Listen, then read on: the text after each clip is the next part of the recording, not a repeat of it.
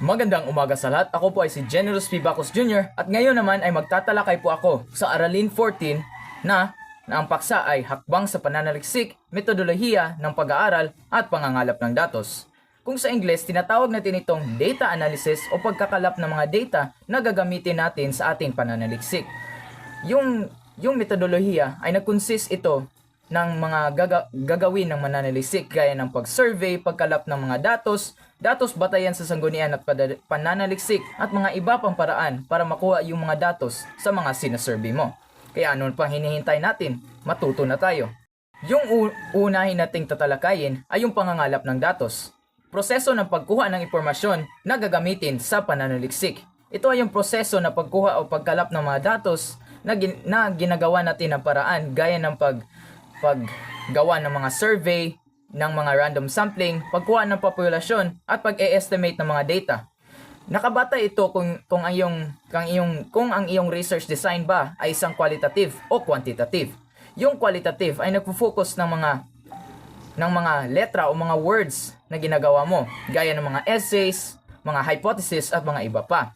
Yung pangangalap ng datos naman sa uri ng research gaya ng quantitative, nagfo-focus ito ng mga numero, statistical data at yung mga estimation gaya ng mga formulas. Takay ko sa una, yung datos batayan sa sanggunian at pananaliksik ay mayroon itong primaryang sanggunian, sekundaryang sanggunian at yung ikatatlo na tertiaryang sanggunian o tinatawag nating internet. Yung primaryang sanggunian ay ginagamit ito sa pagkakalap ng mga datos na pina-firsthan mo gaya ng pagkuha ng datos sa mga journal, diarya, pakikinayam, interview at mga iba pang paraan na kinukuha mong impormasyon directly sa mga sources mo. Yung sekundaryang sanggunian naman ay yung secondary na kinuha mo. Yung malaking halimbawa niyan ay gaya ng mga autobiografiya, yung mga libro na binabasa nyo ngayon at yung mga palabas at dokumentaryo. Kasi hindi nila na-experience ito ng first hand kaya tinatawag natin itong sekundaryang sanggunian. At yung internet naman ay makukuha natin sa internet. Kaya yung pananaliksik, mayroon tayong mga chapters. At iisa nito ay yung chapter na tinatawag nating metodolohiya. Yung metodolohiya ay may definisyon o paliwanag, may teorya na gagamitin, may disenyo na pipiliin, gaya ng definitive na uri, na yung metodolohiya mo ay ginagamit mong definitive, mayroong mga larawan, o kung mga iba pang mga uri nito. I-search mo lang sa Google. Yung iba pa ay mahalaga ito para maging malinaw kung saan patungo ang pananaliksik mo. Gaya ng kung gumagawa kayo ng mga prototype nyo, kailangan nyo yan ilagay kung anong proseso na ginawa nyo. Kasi nandyan yan sa metodolohiya. Gaya na ng root word, metodolohiya na gumagaling sa method o paraan.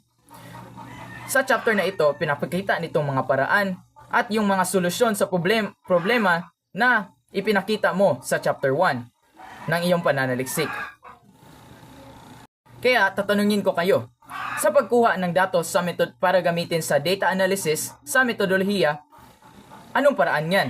Kaya pupunta tayo sa pangangalap ng datos sa pananaliksik o data gathering. Kaya mapapansin natin yung mga grade 12 students o yung mga grade 10 ay magsusurvey sa atin ng Suarez National High School students. Kaya sasabihin natin anong ginagawa nila. Kaya yung sagot ay sila ay nagsusurvey. Yung survey talaga kasi ay para ito sa qualitative o quantitative research base sa iyong mga design na ginawa nyo sa pananaliksik nyo. Yung survey at yung mga interview o mga iba pang pangangalap ng datos ay tumutulong sa mga mananaliksik upang magkalap ng datos at kanilang gamitin para i-analyze iyon. Kaya, yung mga ginagawa nila ay sumunod sa mga hakbang ng pangangalap ng datos. Kaya una natin yung maghanda ng pangolekta ng datos. Maghanda sa mga survey forms o ba kaya yung mga interview questions o ba kaya yung ginagawa mong prototype na ipinatest mo sa iyong mga kaklase. Kaya tiyakin at hangaan ang kinakailangang datos upang gamitin. Kaya pupunta na sila sa mga kinakalap niyong datos gaya ng mga surveyors o mga surveyors. Kaya tiyakin na nasa timing o tiempo ang pangangalap ng datos. Kaya, gaya ng research nyo, for example, ginagawa nyong magagawa ay matitake nyo lang yung research nyo pagka umuulan kasi nagtitest kayo ng flood control. Kaya, kung hindi umuulan, paano yan magagamitin ang survey nyo? Kasi hindi nyo ma-analyze kasi hindi umuulan sa tamang time. Kaya ng research na yan, kailangan kayong marunong mag-timing o pumunta sa tiempo. Yung bagamat i-timing nyo sa pangangalap ng datos. Kaya sa pagkuha nyo ng datos, hindi nyo maa-avoid na mayroong mga haka-haka lang o yung mga jokes na ginagawa ng mga surveys. Kaya bilang isang mananaliksik, dapat kayo marunong kung kailan nyo itatabulate yung data at kung kailan nyo hindi. Kaya kung anong pipiliin nyo, survey ba or interview o yung iba pang mga paraan sa pangangalap ng datos, dapat tayo marunong magpili sa angkop na mga pinagkukunan ng datos. Gaya ng kung ang research nyo ay tungkol sa mga matatanda, hindi kayo mag-i-interview ng mga estudyante, di ba? O bagamat yung pananaliksik nyo ay tungkol sa mga subject ng mga mag-aaral, hindi kayo mag-i-interview ng mga nakatapos na nag-aaral, di ba? Kaya bilang mananaliksik, kailangan kayong marunong magpili ng tamang pinagkukunan ng datos at pwedeng maka-align sa iyong topic na pinili sa pananaliksik nyo. Kaya sa ibang pananaliksik, makita natin na hindi lang sa eskwelahan sila nagsusurvey o kundi sa ibang mga lugar. Kaya yung dito sa libro sinasabi na dapat tayong maghanda para sa fieldwork. Kasi yung fieldwork ay lumalabas ka sa iyong paaralan at hindi yan basta-bastang trabaho. Kaya una nating dadalhin ay yung personal na gamit gaya ng hygiene kit, flashlight, deodorant, pagkain, first aid kit at mga iba pang necessities na kailangan mo sa pagkuha ng mga datos. At yung ikalawa naman ay depende sa iyong pananaliksik. At ito yung kasangkapan at gagamitan mo. Kung ikaw lang ay magsusurvey ng mga estudyante, magdadala ba kayo ng tape recorder? Di ba hindi? Para lang yon sa interviewer. Kaya yung survey form naman ay kung ikaw ay magsusurvey, ang yung dadalhin mo lang ay yung survey form. Kaya magdala kayo ng angkop na kagamitan para sa pagkakalap ng datos sa iyong pananaliksik. Kaya kung gaya kayo sa amin na ang yung lesson ay ginagawa na parang qualitative research at hindi quantitative na ginagamit ay numero, yung importanteng ilagay natin sa ating mga survey ay gaya ng age, yung pangalan, panuto, yung gender, yung katayuan ng buhay, mag-aaral ba, may trabaho, o binata, dalaga, magulang ba, walang trabaho, may asawa, biyudo o biyuda, o hiwalay. Yung mga tanong mo na inilagay mo sa iyong survey ay nakabatay sa kung anong sinastudy nyo. Alang tatanungin nyo ang pinagginagaling ng datos kung yung study nyo ay yung scope ng study mo ay nagtatanong lang sa quality ng mga paaralan, di ba? Yung mga tanong na ilagay mo sa iyong survey ay yung kailangan ng mismo, hindi yung mga unnecessary na mga datos kasi kasi bilang isang mananaliksik, magsa-struggle kayo sa pagtatabulate ng data na yan. Kaya para hindi kayo mawala sa paggawa ng mga survey questions nyo, ito ay may tatlong mga guides na ginagawa nyo. Yung una ay yung uri ng pakikinayam, yung uri ng panayam batay sa anyo, at yung uri ng panayam ayon sa layunin. Yung mga tatlong uri ay naggagabay sa inyo na sumasagot kung anong study ang inyong pinaperform. Ito ba ay nagkakalap ng impormasyon sa mga matatanda, sa mga estudyante, mga guro, o mga iba pa. Kaya yung uri ng pakikinayam ay isa itong iba't ibang paraan ng pagtatanong upang makukuha ng impormasyon mula sa tao. Ito yung isang disenyo kung nagtatanong na ano bang ilalagay ko dito. Yung mga tanong ba sa kanilang tanong ba sa kanilang kung anong gula yung tanong ba sa kanila kung ano bang age nila, yung anong gender nila, at sila ba ay nagtatrabaho, mayroon ba silang trabaho, at iba pang mga tanong mula sa tao. Yung ikalawa naman na disenyo ay yung uri ng panayam batay sa anyo. Pag-uri ng panayam ayon sa forma o struktura ng mga tanong. Ito ba ay isang checklist?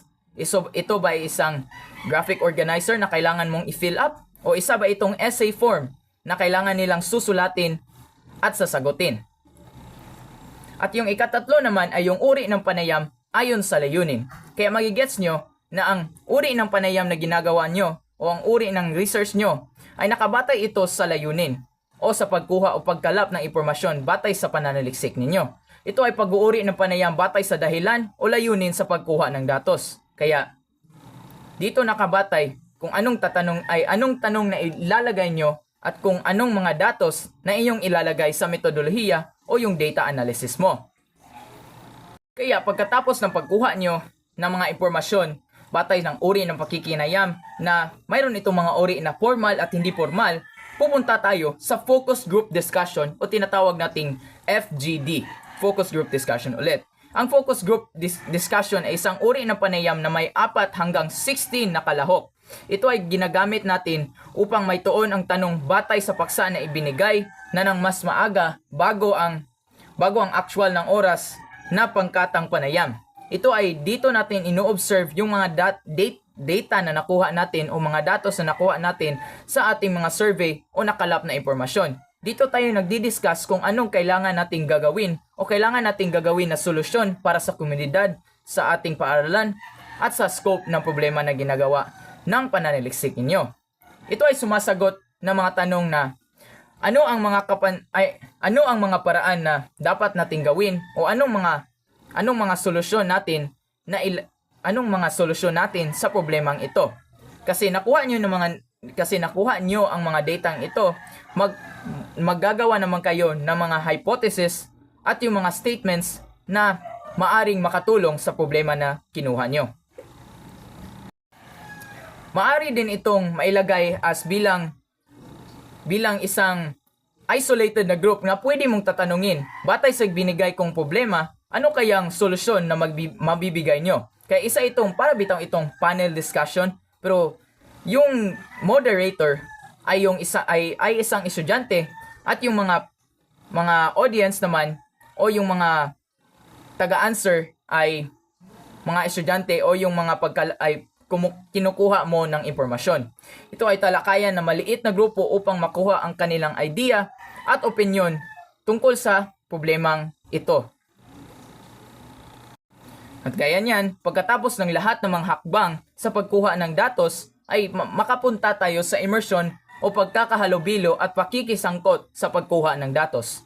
Ito ay parang direktang pakikisalamuha sa komunidad upang mas maintindihan ang kanilang sitwasyon. Ito ay isang uri ng pagkukuha ng datos na mas direkta at nagre-require ng focus ng mga mananaliksik na ito.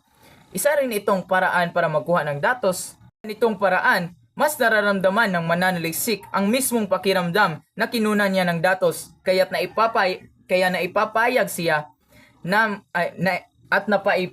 at naipapayag niya ang mas malalim na interpretasyon sa paksang kanyang pinag-aralan.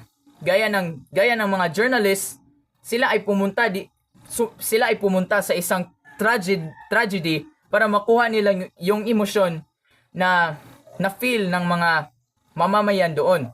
Gaya ng kung mayroong disaster na nakalap, ay masusulat nila ito bilang isang primaryang sanggunian kasi na-experience nila yung anong na-experience ng mga mamamayan doon sa bagyo o sa mga disastro doon. Ito ay pinaka-effective na pagkalap ng impormasyon sa uri ng qualitative research kasi makukuha nila yung experience, solution at yung hypothesis sa mga mamamayan at sa mga problema na pinag-aralan ng mananaliksik. Kaya, nandito na tayo sa huli ng lesson ito. Salamat po sa pakikinig. Salamat po, Ma'am Pacquiao. At yan lang po sa Araling 14.